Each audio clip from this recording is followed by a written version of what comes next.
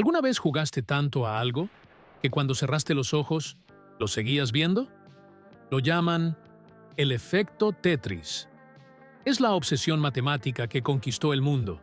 Pero el Tetris no nació en un garaje de Silicon Valley, tampoco en las oficinas de Nintendo en Japón.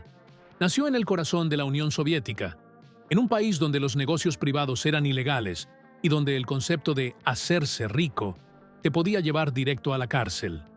Para sacar este juego de Rusia, hizo falta una guerra oculta, mentiras, contratos falsos, agentes de la KGB y una batalla legal que destruiría, para siempre, a una de las empresas más grandes de la historia. Esta no es la historia de un simple juguete, es la historia del juego que escapó del comunismo. Año 1984. Moscú. Adentro de la Academia de Ciencias Soviética, el ambiente no era precisamente divertido. Alexei Pajitnov era un ingeniero de 29 años encargado de probar el hardware de las nuevas computadoras soviéticas, la Electrónica 60, una máquina que, para los estándares de hoy, era una basura. No tenía gráficos, no tenía sonido, solo podía mostrar texto verde sobre un fondo negro. Pero Alexei estaba aburrido.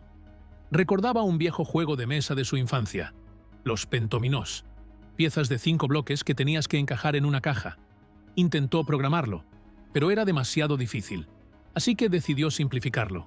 Cortó un bloque de cada pieza. De 5, pasaron a 4. En griego, tetra. Así nació el Tetris. Pero había un problema. La computadora no podía dibujar los bloques, así que Alexei usó lo único que tenía a mano: paréntesis y corchetes. Cuando terminó el código, compiló el programa. Los bloques empezaron a caer, y Alexei se olvidó de todo.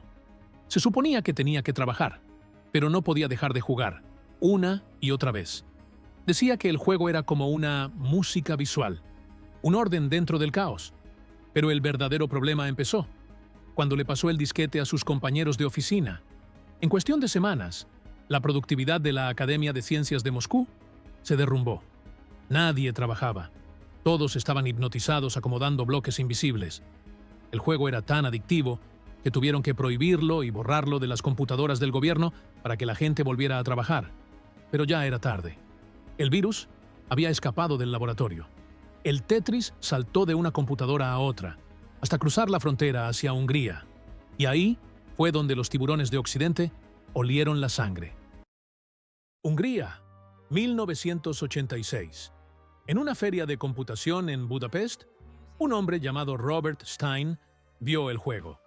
Stein era un cazador de software británico, un intermediario, un tipo que se ganaba la vida encontrando programas raros en el este para venderlos en el oeste. Cuando vio los bloques cayendo en esa pantalla monocromática, Stein no vio arte. No le importaba quién lo había hecho. Solo le importaba una cosa: ¿a quién se lo puedo vender? Pero para venderlo, necesitaba los derechos. Así que Stein hizo lo único que se podía hacer en esa época. Mandó un telex a Moscú. El mensaje llegó a una oficina gris llamada ELOR, la Organización de Exportación de Electrónica. Imagínate la escena: burócratas soviéticos que nunca habían visto un videojuego en su vida, recibiendo un mensaje de un capitalista británico que quería comprar bloques que caen. No entendían nada, así que, para ganar tiempo, le respondieron con un mensaje vago y mal traducido. Algo así como: hemos recibido su propuesta. Pero Robert Stein interpretó lo que quiso, donde los rusos dijeron: recibimos el mensaje. Stein leyó: aceptamos el trato. Y con ese permiso totalmente imaginario, empezó la venta de humo más grande de la década. Stein vendió los derechos que no tenía a empresas gigantes en Occidente. Primero, a los Maxwell en Inglaterra, una familia de magnates de los medios, tan poderosos como corruptos. Y después, al pez gordo, Atari, en Estados Unidos. Para 1988, el Tetris se vendía en todo el mundo para computadoras. Era un éxito absoluto. Millones de dólares fluían hacia Londres y California. Todos estaban haciendo una fortuna. ¿Y Alexei? ¿El creador en Moscú? Él seguía programando en su vieja silla de madera. No sabía nada de esto. Y por supuesto, no había visto ni un solo centavo. Febrero de 1989. Moscú. Parece el inicio de un chiste, pero es historia real. 3 hombres aterrizan en la Unión Soviética la misma semana, sin saber que los otros están ahí. Primero, Robert Stein, el mentiroso que inició todo esto. Segundo, Kevin Maxwell, el hijo del magnate, que venía a llevarse todo por la fuerza. Y tercero, Hank Rogers. Hank no era un trajeado corporativo como los otros, era un desarrollador, un tipo que amaba el diseño de juegos y que trabajaba muy cerca de Nintendo. Su misión era casi suicida: conseguir los derechos del Tetris para una consola portátil ultra secreta que Nintendo estaba por lanzar, la Game Boy. El problema es que Hank no tenía invitación oficial. Se subió a un taxi, fue hasta las oficinas de Elor y entró sin avisar. Los rusos casi llaman a la seguridad para deportarlo. Pero Hank hizo algo que ninguno de los otros empresarios había hecho antes. Fue honesto. Se sentó frente a Nikolai Belikov, el temible director de la agencia. Sacó un cartucho de Tetris para la consola Famicom y lo puso sobre la mesa. «Miren lo que hicimos en Japón», les dijo orgulloso. Los rusos se quedaron helados.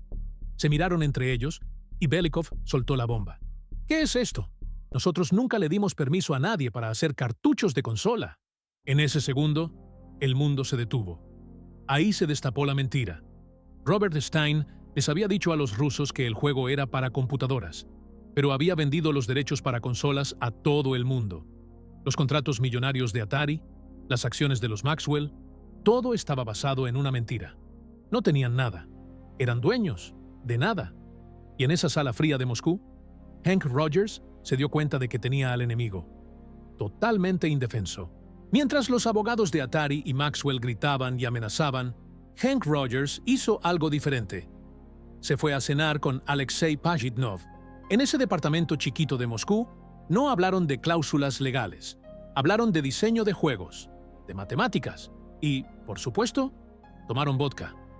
Hank no solo negoció, se hizo amigo del creador, y esa amistad valía más que cualquier soborno. Con la bendición de Alexei y la furia de los rusos contra los mentirosos de Atari, Nintendo consiguió lo imposible. Firmaron un contrato exclusivo, no para computadoras, no para consolas de TV, sino para dispositivos de mano. Nintendo tenía el arma definitiva, la Game Boy, la consola que metería el Tetris en el bolsillo de todo el mundo. Cuando Atari se enteró, intentaron lanzar su versión a la fuerza, una versión pirata llamada Tengen Tetris. Pero ya era tarde. Fueron a la corte en Estados Unidos y el juez fue brutal. Atari no tenía los derechos, nunca los tuvo. La orden fue inmediata, destrucción total. Cientos de miles de cartuchos de Atari, que hoy valdrían una fortuna en eBay, fueron sacados de las estanterías y destruidos, aplastados como basura. Pero hubo alguien que pagó un precio mucho más alto. Robert Maxwell, el magnate que creía que podía intimidar a la Unión Soviética. Su imperio financiero se estaba cayendo a pedazos, y perder el Tetris fue el golpe final. Unos meses después, Robert Maxwell desapareció misteriosamente de su yate de lujo en las Islas Canarias. Lo encontraron flotando en el agua días después. Su muerte sigue siendo un misterio hasta hoy. Su hijo, Kevin, se declaró en la quiebra más grande de la historia de Inglaterra. Parecía una maldición. El juego que nació para traer orden había destruido la vida de todos los que intentaron robarlo. El mundo cambió para siempre. Nintendo lanzó la Game Boy al mercado y tomaron una decisión brillante. Adentro de cada caja venía incluido un cartucho gris. El Tetris fue la combinación perfecta. La Killer App. Vendieron más de 35 millones de copias. Todo el planeta, desde niños en Japón hasta abuelas en Estados Unidos, estaba hipnotizado acomodando bloques. Pero en esta historia de éxito, faltaba una pieza para completar la línea: Alexei Pajitnov. Mientras Nintendo y el gobierno soviético ganaban millones, Alexei seguía en Moscú. Durante años, la URSS se quedó con todas sus regalías. Él era el creador del juego más famoso del mundo y seguía viviendo con un sueldo de empleado estatal. Pero en 1991, el gigante cayó. La Unión Soviética colapsó, y ahí es donde Hank Rogers demostró que era un amigo de verdad. No se olvidó de él. Lo ayudó a emigrar a Estados Unidos con su familia. Y en 1996, cuando los derechos originales vencieron, Hank hizo lo correcto. Fundaron The Tetris Company. Mitad y mitad. 50 y 50. Por primera vez en más de 10 años, Alexei Pajitnov empezó a cobrar por cada bloque que caía. Hoy, el Tetris sigue siendo el videojuego más vendido y jugado de toda la historia de la humanidad. Está en cada celular, en cada consola y en nuestros sueños. Empezó como un experimento aburrido en una computadora soviética sin gráficos y terminó derribando fronteras que los políticos no pudieron. Al final, parece que en la vida, como en el juego, si tenés paciencia, las piezas terminan encajando.